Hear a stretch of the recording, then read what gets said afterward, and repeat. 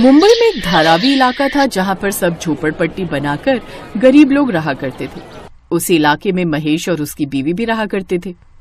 उसका एक 10 साल का बेटा था जिसका नाम उन्होंने बड़े ही प्यार से अमिताभ बच्चन की वजह से विजय रख दिया था। अरे विजय की मम्मी, रात हो गई है, जरा अपने हाथ के गर्मा गर्म बढ़िया मस्त चाय तो बना दो। अभी बनाती हूँ, तब तक आप विजय के साथ खेलो। तभी वहाँ पर पड़ोस की झोपड़पट्टी में रहने वाली एक 8 साल की बच्ची रागिनी आ गई। अंकल, आप लोग अकेले ही खेलोगे क्या? मुझे नहीं खिलाओगे? रागिनी आओ, हम लोग मिलकर खेलेंगे। विजय, मैं तो मजाक कर रही थी, मैं यहाँ पर खेलने नहीं आई हूँ, मैं तो आंटी से थोड़ा दूध लेने आई हूँ। हाँ बेटा, अंदर आओ, देखो दूध रखा है, जितना चाहिए ले लो। रागिनी अंदर गई, उसने दूध उठाया और वहाँ से जाने लगी।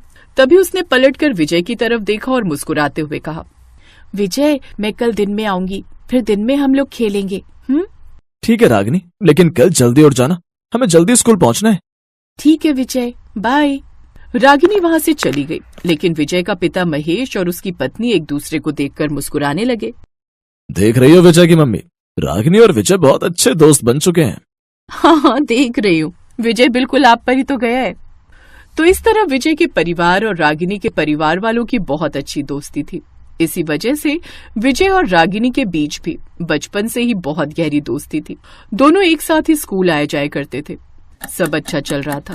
तभी एक दिन अचानक वहाँ पर सुनामी लहर आ गई, जिससे वहाँ की सभी झोपड़पट्टियां समुद्र में बह गई। विजय कहीं दूसरी जगह बह गई। बहते बहते विजय अचानक किसी पत्थर से टकरा गया।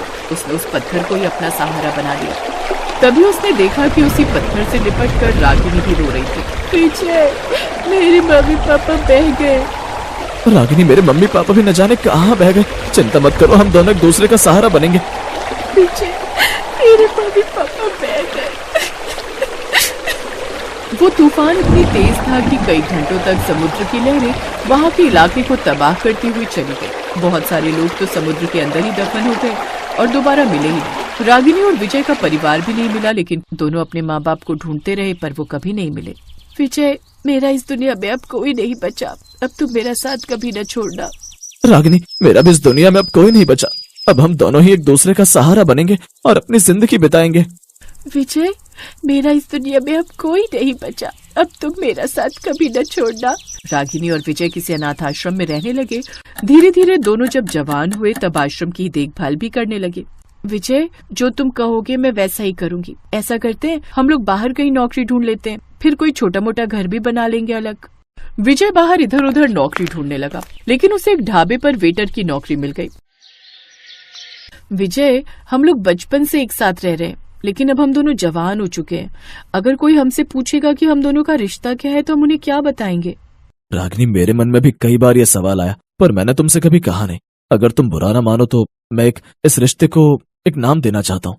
क्यों ना हम दोनों शादी कर लें? क्या तुम मुझसे शादी करोगी? ये भी कोई पूछने की बात है विजय? मैं तुम्हारे अलावा किसी दूसरे अनजान लड़के के साथ शादी क्यों करूंगी? तो ठीक है, मैंने कुछ पैसे इकट्ठे किए हैं, कल ही हम अपने अनाथ आश्रम चलते हैं और सभी को अपनी शादी की बात बता देते हैं। अगले दिन विजय और रागिनी अपने अनाथ आश्रम में गए और अनाथ आश्रम के मालिक को अपनी शादी के बारे में बता दिया। विजय, मैं तुमसे बहुत खुश हूँ। आज तुमने अपने दम पर अपनी जिंदगी की शुरुआत की है। ये बात सभी अनाथ बच्चों को तुमसे सीखनी चाहिए। हम सब मिलकर तुम दोनों की शादी धूमधाम से करेंगे, चिंता मत करो। कुछ ही महीनों बाद बड़े ही धूमधाम से रागिनी और विजय की शादी। दोनों ही उस जंगल में अब बनी झोपड़पट्टी में अपनी जिंदगी बिताने लगे। फिर एक दिन रागिनी ने कहा, विजय, कब तक हम इस तंबू में रहेंगे? मेरा सपना है कि हमारा भी एक अच्छा सा घर हो। विजय जितना भी कमाता था उसमें से आधी पगार वो अनाथ आश्रम में दान दे देता था और जो पैसे बच जाते थे उससे अपनी जिंदगी चलाता था। लेकिन एक दिन वो ढाबा भी बंद हो गया। रागिनी, ऊपर वाले ने हमारे सर से हमारे माँ बाप का साया छीन लिया। उसके बाद हम अपने दम पर कुछ करना चाहते थे तो नौकरी भी चली गई। विजय, ऊपर वाला जब कुछ करता है ना तो उसके पीछे कुछ बहुत बड़ा कारण होता है। विजय और रागिनी आपस में अपनी परेशानियों को लेकर चर्चा कर ही रहे थे कि तभी वहाँ पर नगर निगम वाले उनके घर आ टपके। तुम दोनों कल ही अपना तंबू हटाकर यहाँ से जगह खाली कर देना। ये जगह सरकार की है, ना कि तुम्हारे बाप की। देखिए, आपको जो भी कहना है प्यार से भी तो कह सकते हैं। बाप पर जाने की क्या जरूरत है? हाँ ठीक है, कल तक अपने तंबू हटा लेना, वरना मैं जबरदस्ती या बुलडोजर चलवाना पड़ेगा। इतना कहकर वो लोग वहाँ से चले गए।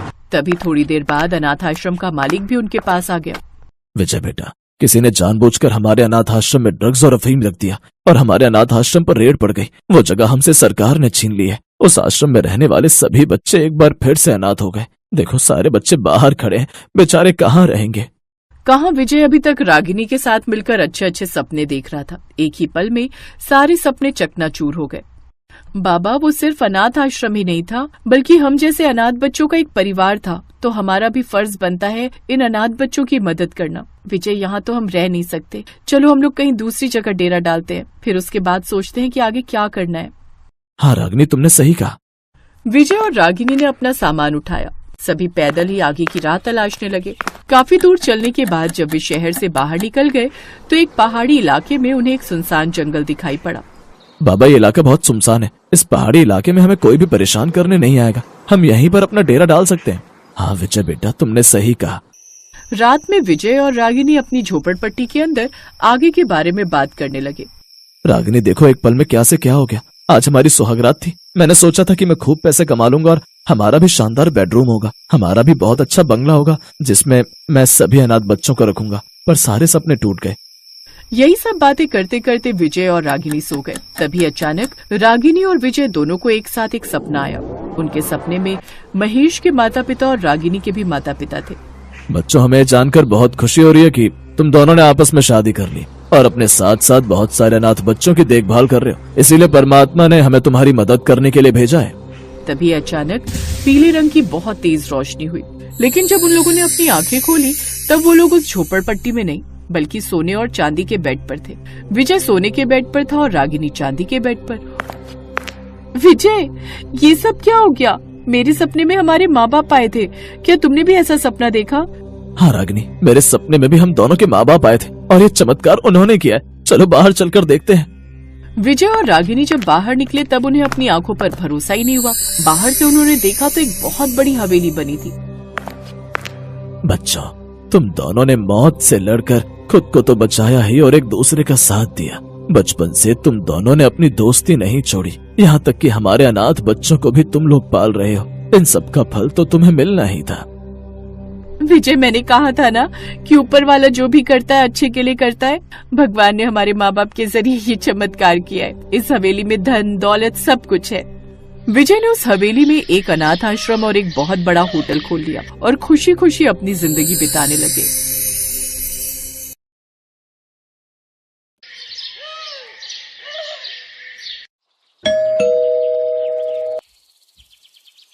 अरे कमला, मेरा छोटा बेटा कुछ दिन पहले ही विदेश से लौटा है। सोच रही हूँ अब उसके भी हाथ पीले कर दूं। कोई अच्छी लड़की हो तो बताना। अरे वाह, निशांत विदेश से लौट आया। फिर तो उसके लिए कोई बड़े अमीर घर की लड़की ढूंढनी पड़ेगी। तेरी बड़ी गरीब बहू की तरह नहीं जो बस 2 जोड़ी कपड़े में ही ससुराल चली आई। अब मुझे देख, अमीर बहू लाई हूँ तो सब सामान आया है दहेज में। ये जिस एसी की तू ठंडी ठंडी हवा खा रही है ना, ये भी मेरी बहू के दहेज में ही आया है। मैंने तो इसे हॉल में लगवा दिया ताकि सब इसका इस्तेमाल करे।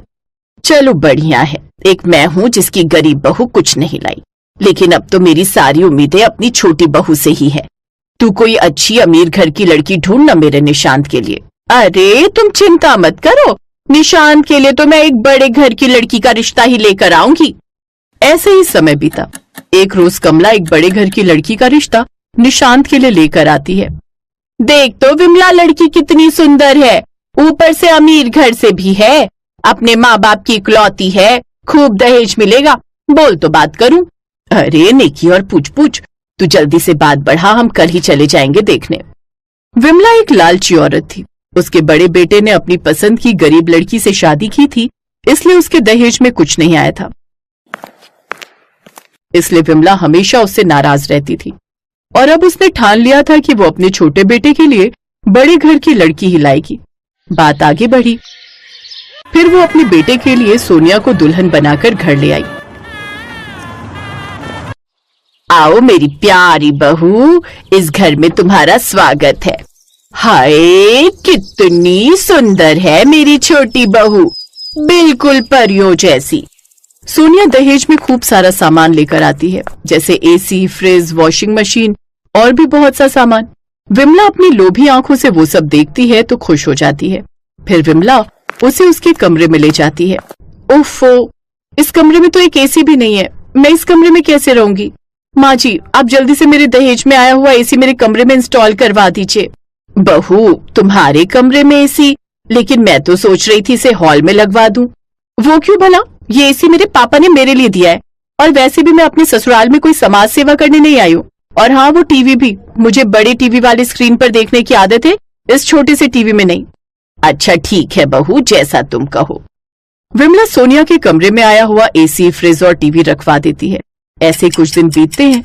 जहाँ अमीर सोनिया सारा दिन अपने कमरे की ठंडी हवा में बैठती, तो वहीं उसकी जेठानी रजनी घर के कामकाज में लगी रहती। एक रोज गर्मी में सारा दिन काम करके रजनी का गला सूखने लगता है। गर्मी में काम करके गला सूखने लगा है, ठंडा पानी पीने की इच्छा हो रही है। रजनी सोनिया के कमरे में जाकर फ्रिज से पानी निकालकर पीने लगती है। आहा, ठंडा पानी पीकर कितना सुकून मिला है। लेकिन तभी सोनिया बाहर से शॉपिंग करके आ जाती है। आहा, ठंडा पानी तो बड़े मजे से पिया जा रहा है, लेकिन जरा मेरा कमरा तो देखो कितनी बुरी तरह फैला है, इसे ही साफ कर देती। देवरानी जी, मैं? हाँ, तुम कर भी दोगी तो क्या चला जाएगा तुम्हारा? ठीक ही तो कह रही है छोटी बहू, वो बेचारी शॉपिंग करके थक कर आई है, तो तुम उसका कमरा साफ कर दोगी तो कौन सा गुनाह हो जाएगा। चल अब जल्दी से इसका कमरा साफ करके झाड़ू लगा दे, और हाँ, फिर फिनाइल डालकर पोछा भी लगा देना। जी माँ जी। सोनिया को अपनी अमीरी और सुंदरता पर बड़ा घमंड था, तो वहीं रजनी दिल की बहुत अच्छी थी, लेकिन उसकी ये अच्छाई किसी को नजर नहीं आती, और उसकी सास हमेशा उसको बुरा भला सुनाती रहती। एक रोज सोनिया सज धज कर तैयार होकर फिल्म देखने जा रही होती है। उसे देख रजनी ने कहा, देवरानी जी, मुझे भी बड़े दिन हो गए बाहर गए हुए, और मैंने तो आज तक सिनेमा हॉल भी नहीं देखा। अगर आपको बुरा ना लगे तो क्या मैं भी आपके साथ चलूं? तुमने अपनी शक्ल भी देखी है, ऊपर से कपड़े तक पहनने का सेंस तो है नहीं तुम्हें। अगर मैं तुम्हें अपने साथ ले कर गई तो जानती भी हो मेरी इतनी इंसल्ट होगी, इसलिए ज्यादा बकबक मत करो और वही करो जो तुम्हारी औकात है, इस घर के काम। सोनिया के चिल्लाने की आवाज सुनकर विमला वहां जाती है। क्या हुआ? मेरी अमीर बहू गुस्सा क्यों हो रही है? फिर सोनिया विमला को सारी बात बताती है। ये सुनकर विमला को गुस्सा आ जाता है। तेरी हिम्मत कैसे हुई छोटी बहू से ऐसा कहने की? अरे तूने अपनी काली शक्ल देखी भी है? ना जाने वो कौन सी मनहूस घड़ी थी जो मैं तुझे अपने घर की बहू बना कर ले आई। चल जा, घर में इतने सारे काम पड़े हैं, उन्हें खत्म कर, फिल्म देखने जाएगी मनहूस कहीं की। रजनी रोते हुए वहां से चली गई और घर के काम करने लगी। गरीब और काली रजनी के साथ हमेशा ऐसे ही होता था। ऐसे ही समय बीतता है। कुछ समय बाद दोनों बहुओं का जन्मदिन आने वाला था। उन दोनों का बर्थडे एक ही दिन आता था। विमला अपनी छोटी बहू के लिए महंगी सी साड़ी लेकर आती है। ये ले सोनिया बहू, तेरा इस घर में पहला जन्मदिन है ना, तो उस दिन तू ये साड़ी पहन लेना। ये साड़ी माँ जी? क्यों, पसंद नहीं आई क्या? सोनिया बुरा सा मुंह बनाते हुए कहती है। नहीं, इतनी बुरी भी नहीं है। लेकिन वो क्या है ना, शादी के बाद ही मेरा पहला बर्थडे है ना, तो डैड ने मेरे लिए स्पेशल चांदी का सूट बनवाया है एक महंगे फैशन डिजाइनर से, तो इस बार तो मैं वही पहनूंगी। हे राम, चांदी का सूट? फिर तो मेरी बहू उसमें बिल्कुल परियों जैसी लगेगी। घर के कामों में लगी हुई रजनी उनकी बातें सुन रही थी। उसे ये जानकर बहुत बुरा लगता है कि उसकी सास उसके लिए कुछ भी नहीं लाई। जन्मदिन तो मेरा भी है, लेकिन माँ जी मेरे लिए आप कुछ नहीं लाई। अगर एक सस्ता सा सूट मेरे लिए भी ले आती तो मुझे कितना अच्छा लगता। ए काली कलूटी गरीब कहीं की, तुझे कितनी बार समझाया है तू इस घर की नाम की बहू है, लेकिन औकात तेरी नौकरानियों जैसी है। आहा, सूट चाहिए महारानी को, जैसे तेरे बाप ने तो मुझे संदूक भरकर खजाना दिया है ना। और अब मुझसे खुद को कंपेयर करना बंद करो। और हाँ, माँ जी ने मेरे पहले बर्थडे के लिए बहुत सारे लोगों को इनवाइट किया है, तो जन्मदिन के दिन सारे घर की सफाई करके उसको सजाकर और अच्छे अच्छे पकवान बनाकर तुम यहाँ से निकल जाना, समझी? क्योंकि मैं नहीं चाहती कि मेरी फ्रेंड्स को पता चले कि तुम जैसी गरीब और काली औरत मेरी जेठानी है। उस दिन रजनी बहुत रोती है। उसका पति मनीष दूसरे शहर में नौकरी करता था, इसलिए उसकी तरफदारी करने वाला वहाँ कोई नहीं था। सुबह जल्दी उठकर रजनी सारे घर की सफाई करती है, फिर सारे घर को दुल्हन की तरह सजाती है, जिसके बाद वो तरह तरह के पकवान बनाती है। अपने बर्थडे पर सोनिया अपने पापा का दिया हुआ चांदी का सूट पहनती है और सज धज कर तैयार हो जाती है तो वहीं बेचारी रजनी पुरानी सी साड़ी पहने हुए होती है। अरे वाह, मेरी बहू तो आज इस चांदी के सूट में बिल्कुल चांद का टुकड़ा लग रही है। हाय, नजर ना लगे इसे किसी की। जन्मदिन बहुत बहुत मुबारक हो बहू। थैंक यू माँ जी। और तू, सारा काम हो चुका है तो तुम्हारी अब यहाँ कोई जरूरत नहीं है। अब तुम यहाँ से चली जाओ और जब पार्टी खत्म हो जाए तब अपनी ये मनहूस सी शक्ल लेकर चली आना सफाई करने। रजनी अपनी किस्मत को कोसती हुई घर से निकल जाती है। कुछ दूर चलकर वो जंगल में पहुंच जाती है और थक हार कर एक पेड़ के नीचे बैठ जाती है। मेरे काले और गरीब होने के कारण मेरी सास और देवरानी मुझसे कितनी नफरत करती है। हर पल मुझे ताने देती हैं। वो खुद से ये सब बातें कर ही रही होती है कि तभी उसकी नजर सामने फंसे एक खरगोश पर जाती है जो कि दलदल में फंसा हुआ होता है और डूबने ही वाला होता है। अरे ये क्या, ये तो इसमें डूब जाएगा, मुझे इसकी जान बचानी होगी।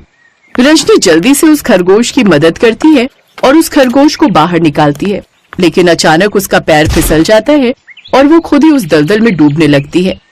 बचाओ, कोई बचाओ मुझे। तभी अचानक उस दलदल के पास लगे पेड़ से एक पीले रंग का सोने का सूट रजनी के ऊपर आकर गिर जाता है जो कि काफी मजबूत था। उस सूट को पकड़कर रजनी दलदल से बाहर आ जाती है। तभी अचानक से वो सूट बोलने लगता है। आज के बाद तुम्हारी जिंदगी में कोई भी तकलीफ नहीं रहेगी। तुम बहुत नेक दिल इंसान हो। तुमने अपनी जान खतरे में डालकर उस खरगोश की जान बचाई है। अरे ये क्या, तुम तो बोलते भी हो, भला ये कैसा चमत्कार है? हाँ, मैं एक जादुई सोने का सूट हूँ जो परीलोक से आकर इस पेड़ पर फंस गया था और तभी आजाद हो सकता था जब मैं किसी नेक दिल इंसान की मदद करूँ और उसके पास ही रहूँ। अब तुम एक बार मुझे पहन कर देखो, तुम्हारी सारी तकलीफें खत्म हो जाएंगी। उसकी बात मानकर रजनी उस सूट को पहन लेती है, जिसे पहनते ही वो बहुत ही खूबसूरत हो जाती है। रजनी बहुत खुश होती है। वो सोने का सूट पहनकर अपनी देवरानी की बर्थडे पार्टी में पहुंचती है, जहां सभी उसे देखकर हैरान रह जाते हैं। ये क्या, तुमने सोने का सूट पहना है और तुम इतनी खूबसूरत कैसे हो गई? रजनी सबको सारी बात बताती है। ये सुनकर सोनिया चिढ़ जाती है। अब उस सोने के सूट की मदद से रजनी खुद का बड़ा घर बना लेती है जिसमें ऐशो आराम की हर चीज होती है। अब उस घर में वो अपने पति के साथ खुशी खुशी रहती है।